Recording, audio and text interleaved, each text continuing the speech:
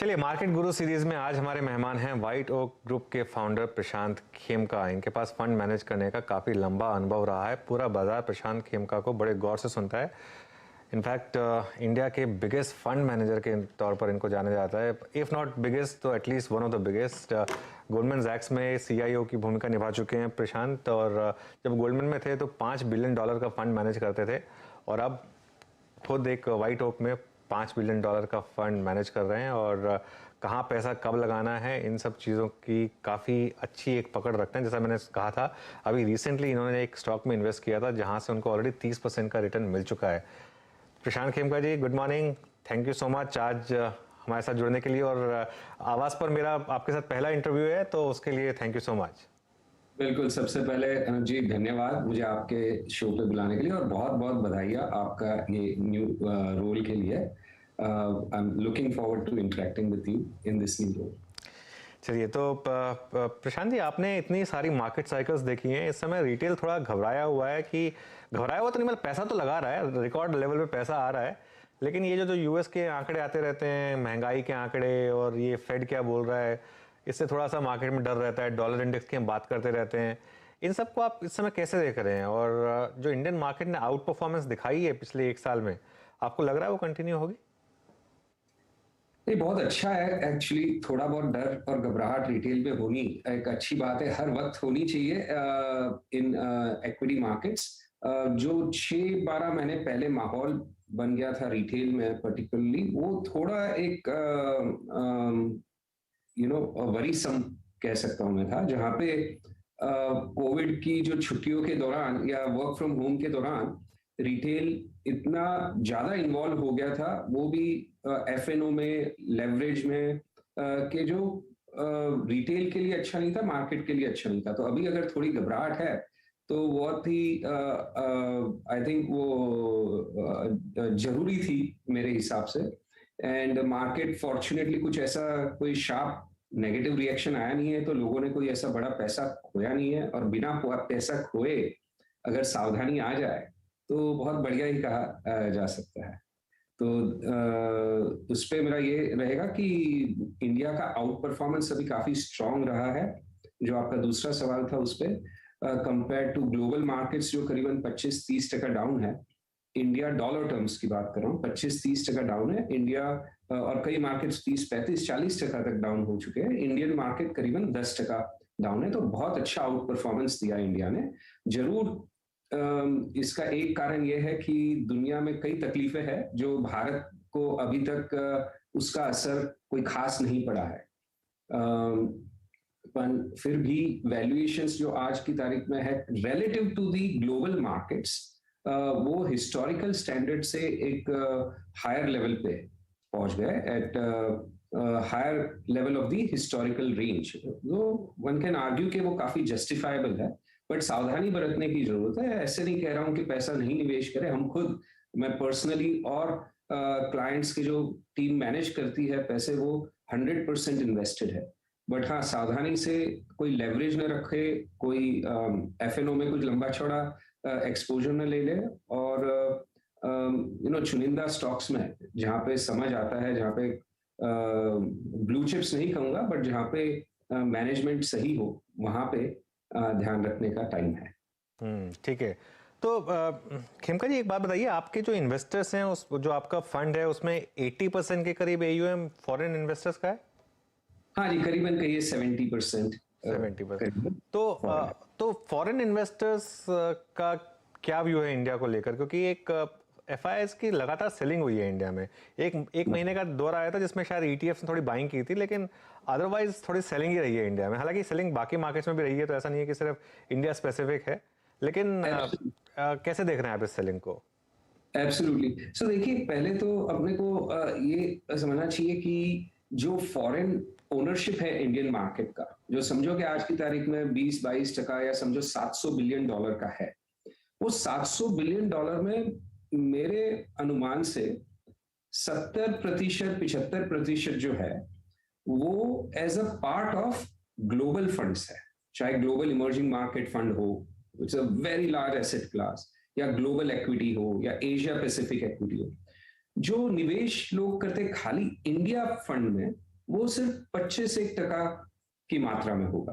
तो जब even if India अच्छा लग रहा हो, पर अगर आउटफ्लोज हो गए ग्लोबल इमर्जिंग मार्केट्स या ग्लोबल इक्विटी फंड्स में ग्लोबली, तो उनको थोड़ा बहुत इंडिया भी बेचना ही पड़ेगा।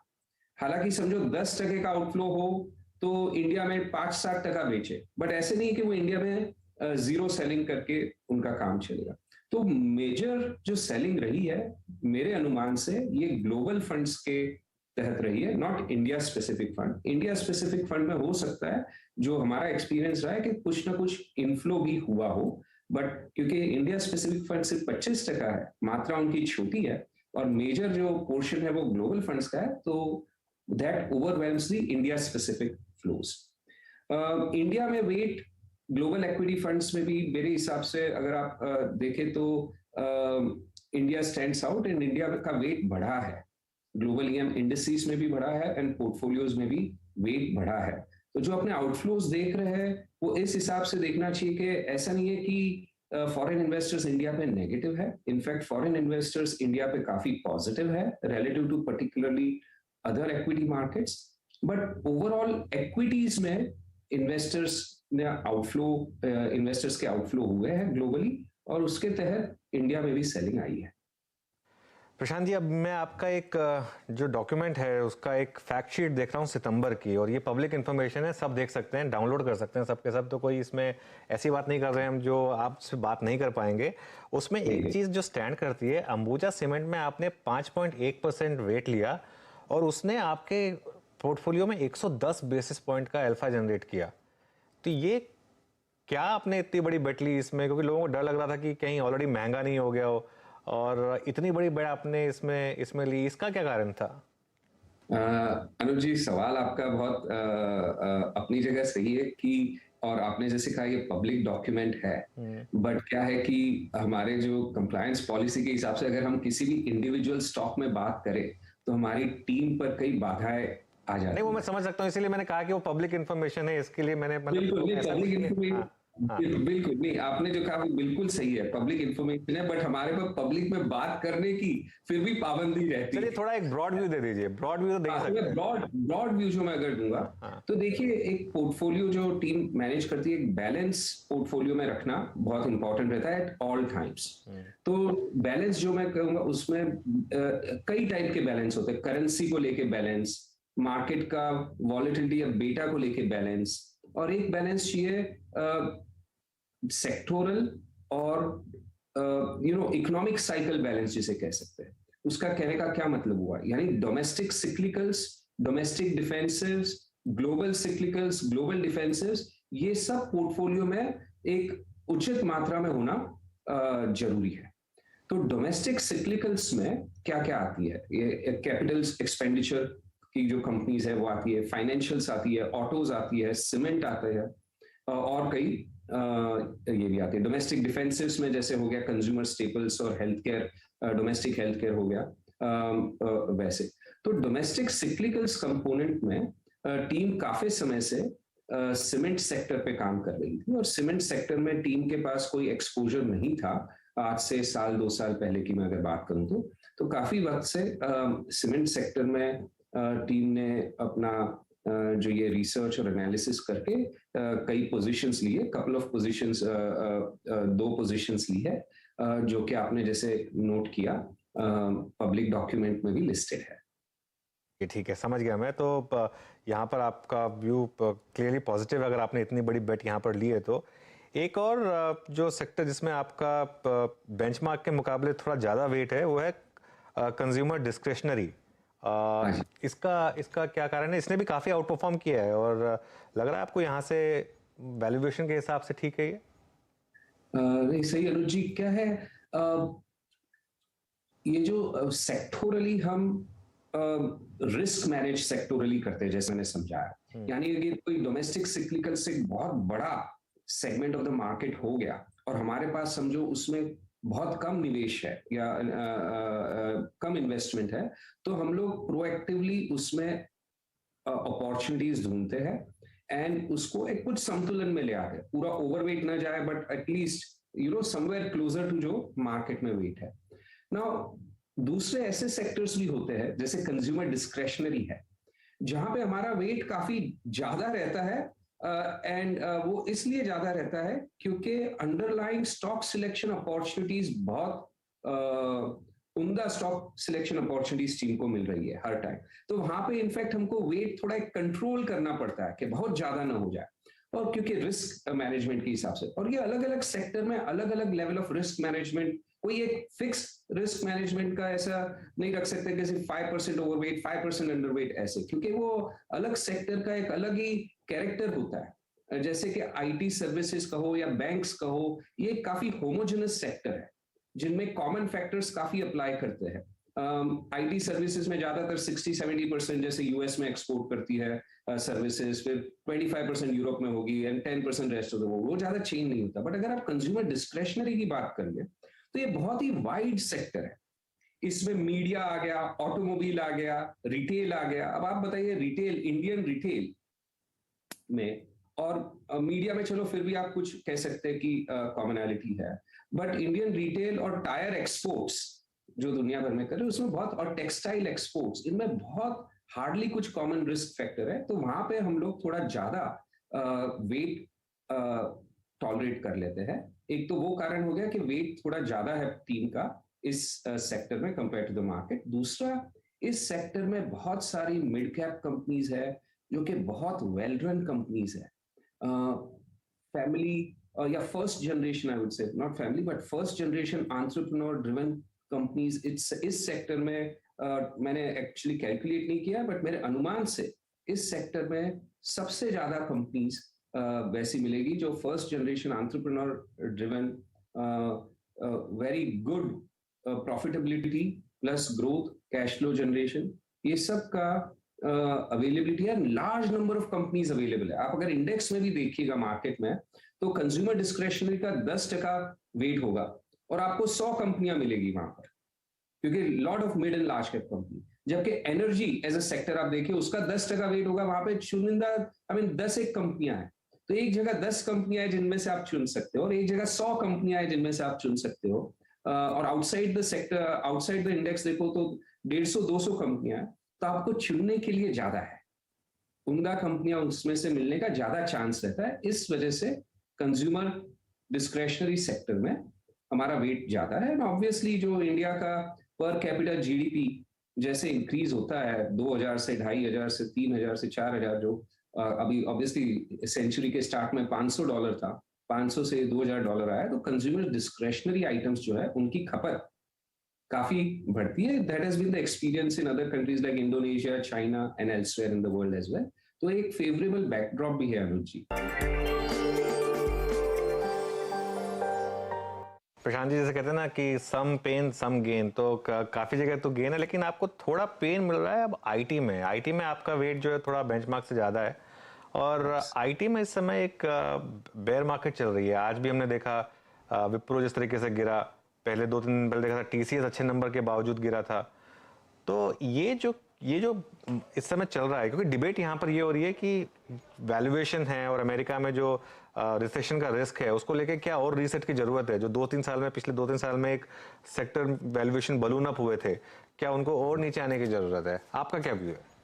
बिल्कुल नहीं, बहुत सही सवाल है। एक तो मैं ये कहूंगा कि ये जो ग्लोबल मैक्रो है ये एकदम अनप्रेडिक्टेबल रहता है टू बिगिन विद।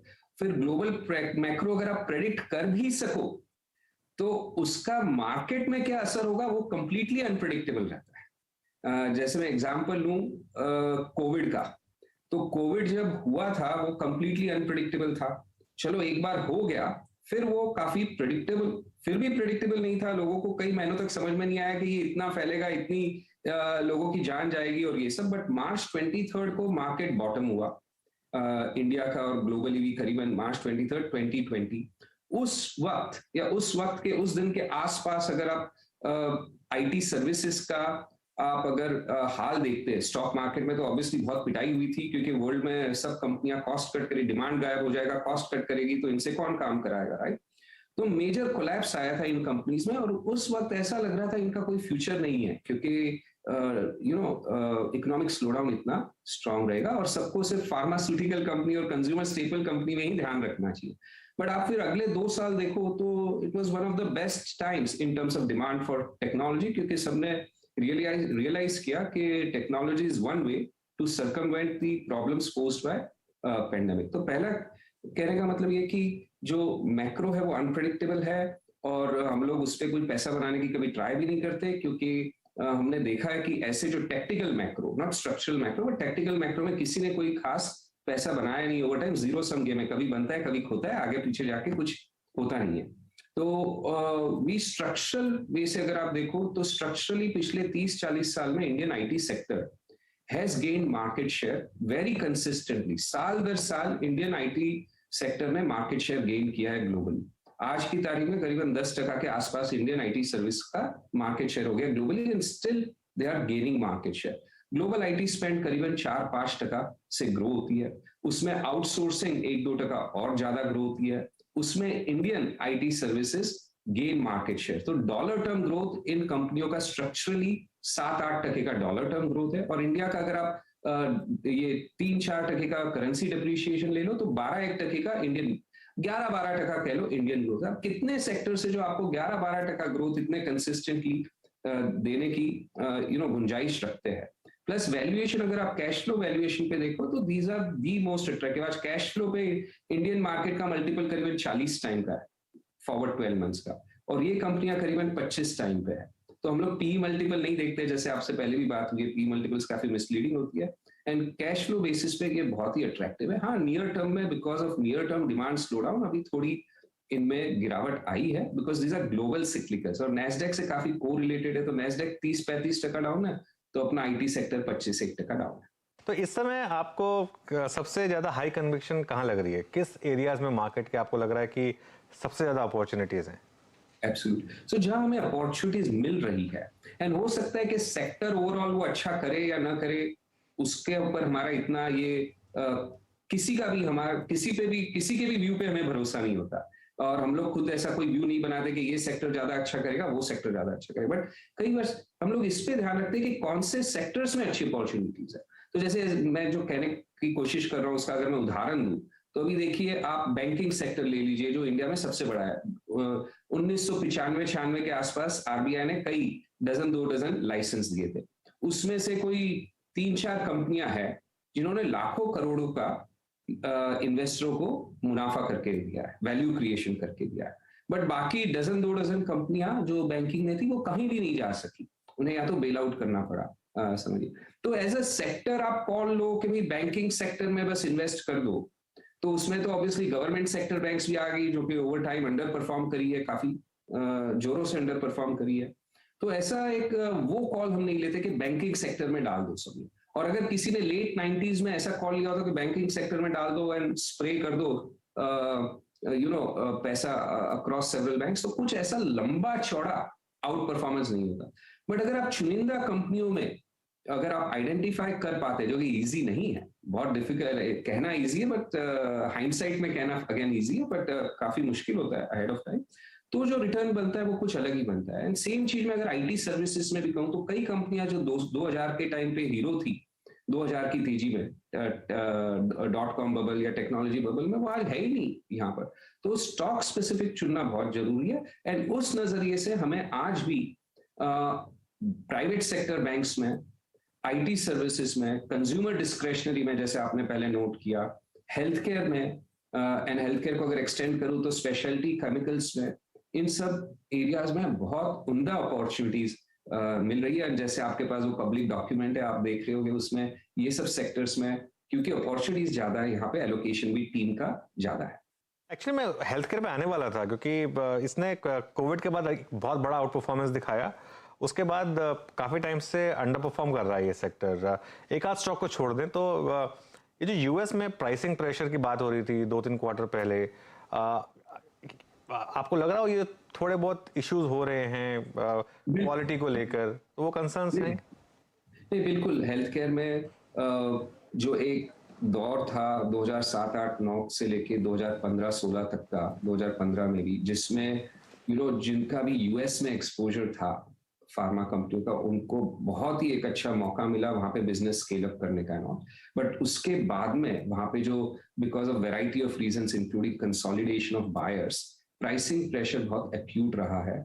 एंड उसमें थोड़ा उतार चढ़ाव भले आता रहेगा बट प्राइसिंग प्रेशर बना रहेगा, ये हमारी टीम की धारणा है। तो इसलिए अगर आप हमारे हेल्थ केयर, हमारी पोर्टफोलियो की हेल्थ केयर कंपनीज में अगर आप ध्यान से अगर आप नजर डालें तो उसमें जो कंपनियां हैं उनका यूएस में इतना कोई लंबा चौड़ा एक्सपोजर नहीं।